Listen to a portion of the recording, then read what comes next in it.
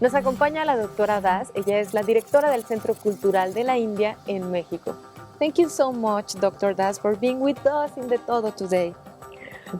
Namaskar. Welcome to Gurudev Tagore Indian Cultural Center, Embassy of India, Mexico. We have an objective, a mandate for popularizing, mixing the culture. We want to find the similarity between Indian culture and the Mexican culture. That is our mandate, so that the world becomes one family of culture. And tell us, please, who is Guru Tagore and which is his relationship with Mexico and Latin America? Now, coming to Rabindranath Tagore, he is a polymath. Now, we call a person polymath one who is a music composer, a philosopher, a writer, a painter, a singer. He was a musician, he was a lyricist, and finally he was a dancer too. On his own songs, his literature became so popular in Mexico, particularly by two persons' name I would like to take here. That is Jose Vasconcelos and Octavio Paz. And India loves Octavio Paz and Jose Vasconcelos because it is they who said that Tagore is the gateway to culture of Asian culture in Latin American country, particularly to Mexico. And we are happy that this cultural center is named after Kavi Guru Rabindranath Tagore.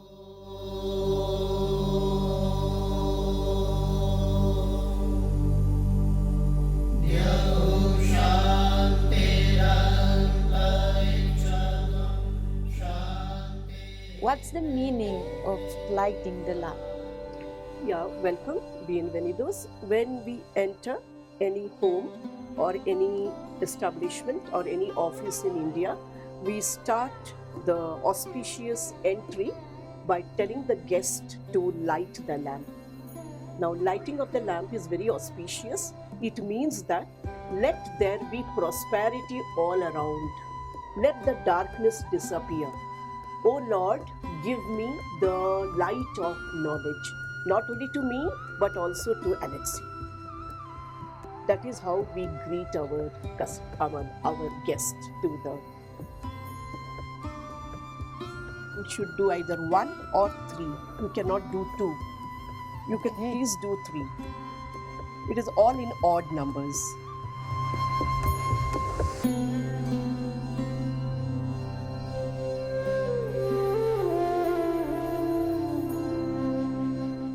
Now, Gabriela she is applying the tika.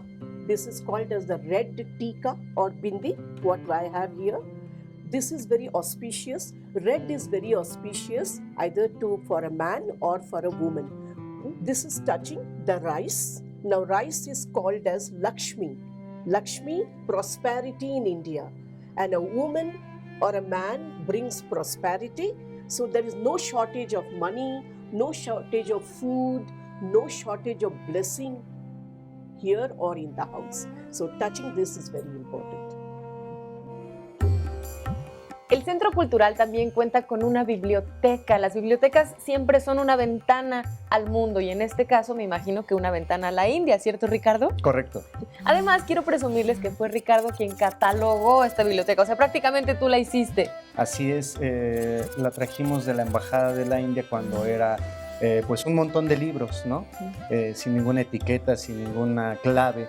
Tenemos poquito más de 5,000 ejemplares, 60% es sobre ciencias sociales, hay otro 20% que es historia y literatura y el resto es arte. Está dividida en 3 secciones, una sección de niños, la sección de referencia que contiene diccionarios, enciclopedias, libros que no vas a leer completos, que solamente son para consultar, y la sección de México, que es la única que está en español y es la sección que está destinada para la diáspora india. Todo lo demás está destinado para el público mexicano. ¿Y es exclusiva para los alumnos del Centro Cultural o está abierta al público? Esta es una biblioteca pública, como cualquier biblioteca de la Red Nacional de Bibliotecas. Es completamente gratuita. El préstamo a domicilio es como cualquier biblioteca, tienen que traer ciertos documentos, se les entrega una credencial que intercambian por el ejemplar. Y el préstamo en sala no necesitan ningún trámite, solamente venir aquí y registrarse. ¿Y en qué horario está disponible? Digo, es muy bueno saber cuándo podemos consultar. Estamos de 10 de la mañana a 5 y media de la tarde, con un intermedio entre 2 y 3. En esta biblioteca pues todo es sobre la India, vas a encontrar todo lo que quieras sobre la India.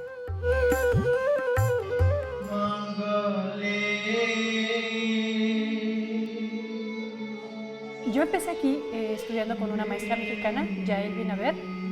Fue la primera bailarina de Odissi, que es el estilo que yo bailo, que es el este de la India.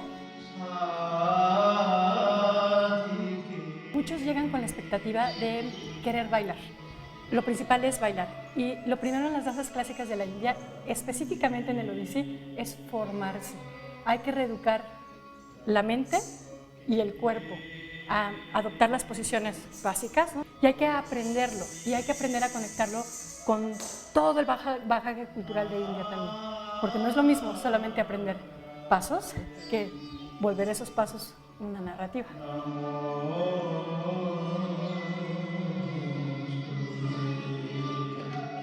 Bailé una pieza tradicional del repertorio que se llama Mokshanata. Mokshanata es la danza de la liberación. Moksha es una pieza que está constituida por una pequeña oración a Narayani y dice: te saludo Narayani, Madre encantadora del mundo, a ti que nos brindas auspicio y total protección. Y va describiendo a las deidades femeninas en la parte final, las diosas de India. Es una pieza tradicional que está construida por pequeñas partes o arasas, que son frases rítmicas complejas que se van graduando en cuanto a la revelación energética. Por eso es una pieza compleja, porque no manejas la misma energía de principio a final, tiene pequeñas variaciones.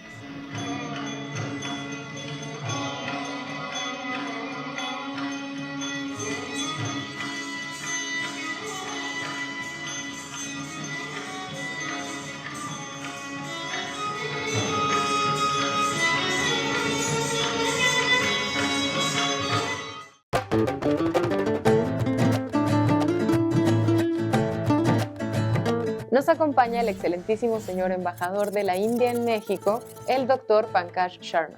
Thank you so much, Your Excellency, for being here with us in the Todo. We are so glad. Thank you very much.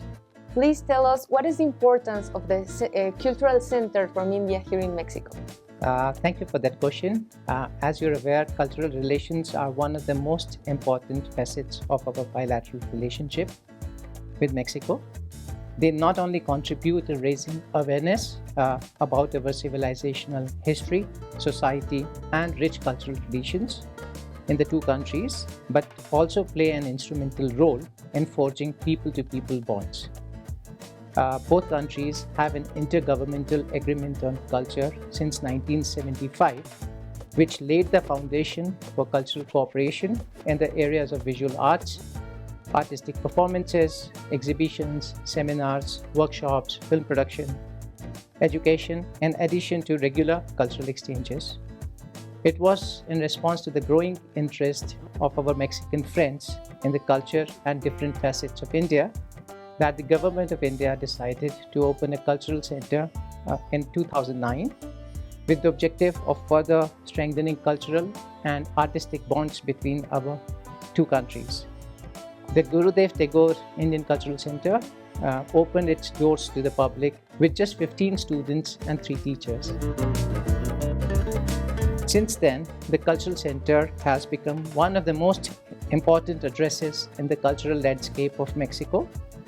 India and Mexico are heirs to a great civilizational heritage, and contacts between them go back to centuries.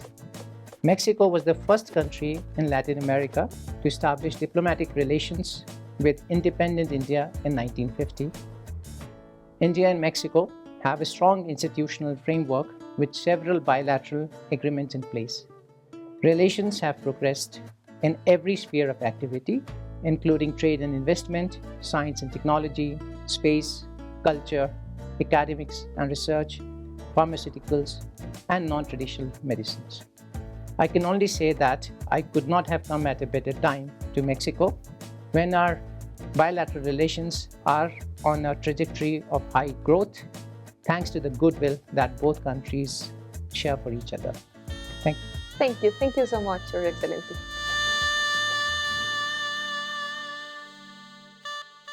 El sari es una vestimenta tradicional bastante famosa y conocida en el mundo entero que pertenece a esta región de Asia. Dear doctor, please explain us what is the meaning of sari? The sari word comes from the Sanskrit word called as cheer. Cheer means a piece of cloth. Okay. So, and generally a sari, it is called as the cultural textile of India. Okay. It is a symbol of feminism in India. Okay, well, let's try a sari on me. What do you think? Surely. See, now I told you 108 ways of wearing a sari. There are 8 ways, or I would say 6 ways actually, which are very common, which women wear every day. One of them is this. This is a very common way of wearing a sari. Even to, board meetings, we wear this sari and I wear a jacket. So I look like a CEO in a company. Okay. So I will wrap. Now I will call Gabriella with me to help me out in wrapping the sari. So we take this part of it and we tuck it here. Now every sari has got 3 parts. One is the petticoat, what we wear inside, a skirt to tie. Now she is wearing a jeans, it's okay because modern girls in India wear jeans and then a sari. So Okay. you turn around, Yes. slowly, turn around.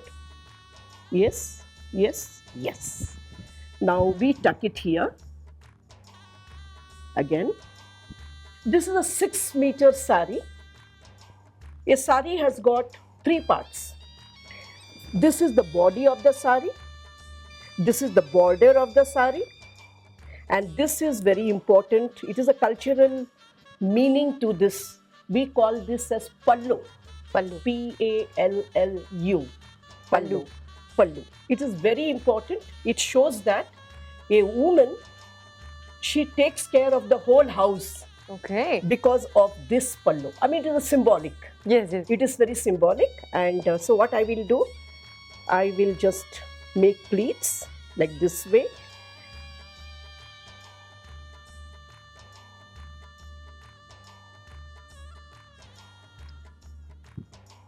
One. Depends upon how big is the sari. Okay. So we pleat it in this way. Sari is the costume which is called as 6-meter wonder without a single stitch. There is no stitch on the sari. But it makes a woman very, very feminine because it is tucked at the right spot. So it gives her figure and it also highlights her femininity.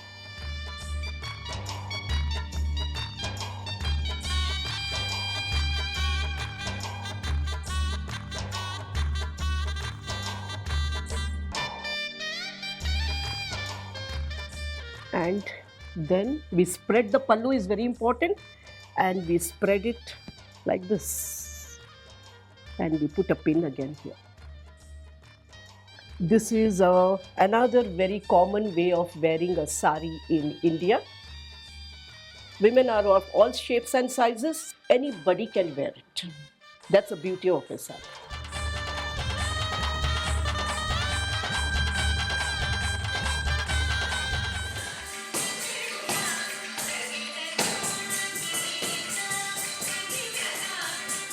Mahadeva Kartuam es una danza muy cortitita, muy rápida, que es una poesía dedicada al señor de la danza, Shiva Nataraya, pero también aquí se describe como mitad masculino hacia la derecha y mitad femenino hacia el lado izquierdo, que eso es lo que también se muestra en la danza.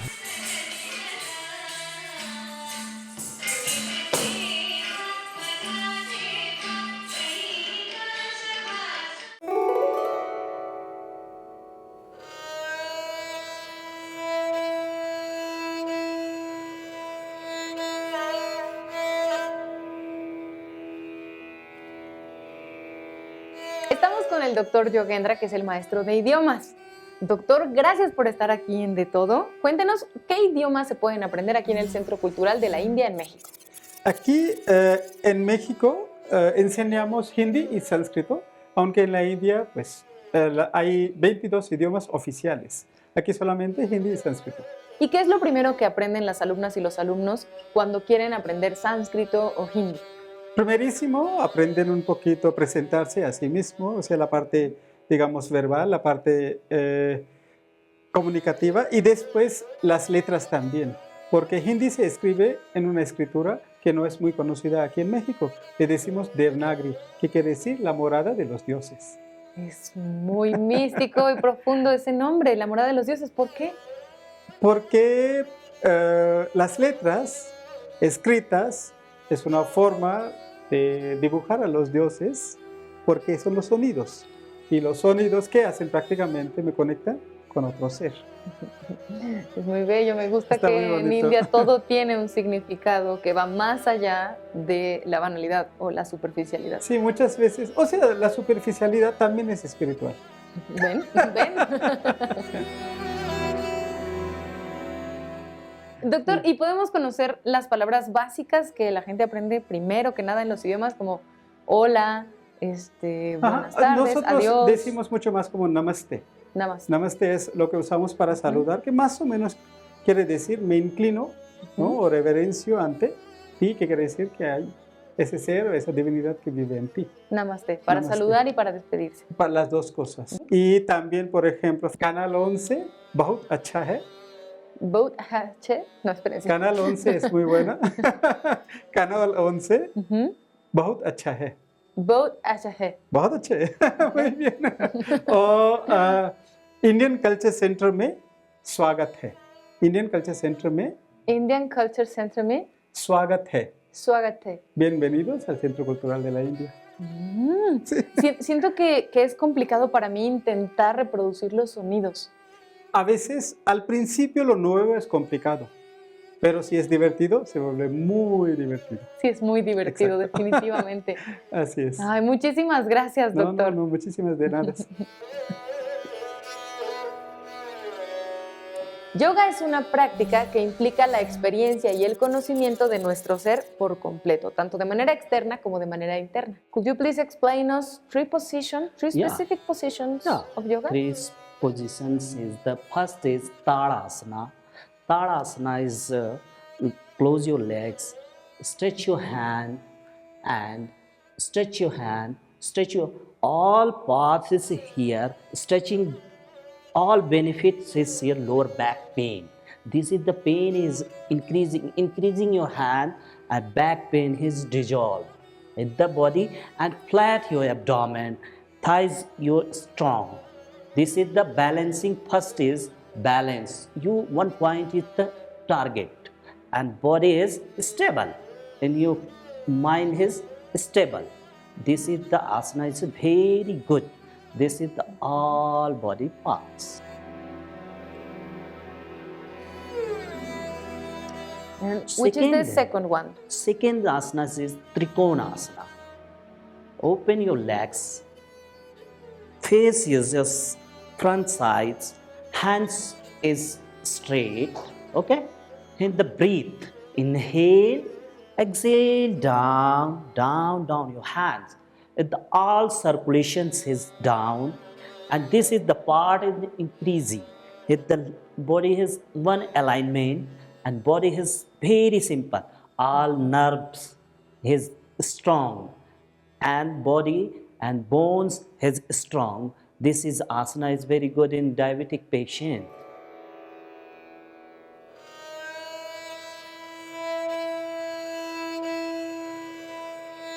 Thank you so much, Thank doctor. you, welcome, namaskar. Gracias, Lizeth. Thank you, everybody. Ahora vamos a conocer un platillo tradicional que se consume principalmente a la hora del desayuno en el sur de la India. Y Ash nos va a ayudar a prepararlo. Tell us, Ash, what about this dish? It's a traditional dish. Yes, it is a traditional South Indian breakfast. Okay, let's prepare it. Okay. So for this, you need the komal. It's called tawa. to be hot. And you check whether it's hot enough. You just sizzle a little water. Now we pour the batter.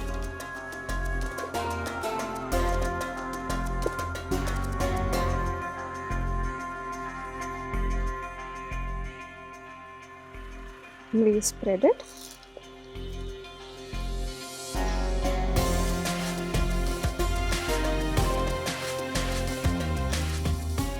We can use any kind of fat like either ghee, clarified butter or regular oil. So it depends on your household or your habits, like what do you prefer, your preferences. Then we add some onion.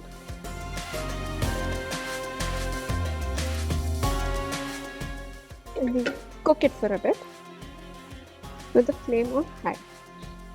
We have to wait about 3 minutes, maybe? 2 or 3 minutes, depending on how the size of your komal and the thickness of it, all of that. What's the name of the komal again? Tawa. Tava. Yes. Tava is the special It's called komal for dosa the tawa. dosa tava. Oh, Yes. for the dosa. So now we can see the top is already cooked. We're just waiting for the bottom to crisp up a little. So until then, we'll put these potato stuffing.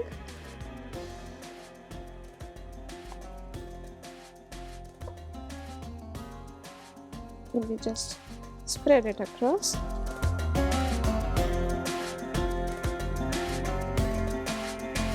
Okay. And Yes. we eat it with lentil stew called sambar.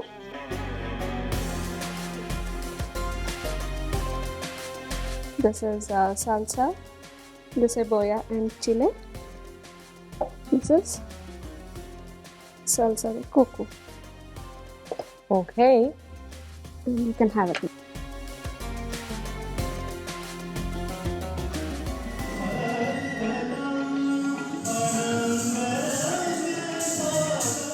Kathak dance. This means is a touch to God and meditation and good for health and feeling happy and your mind is very nice feeling.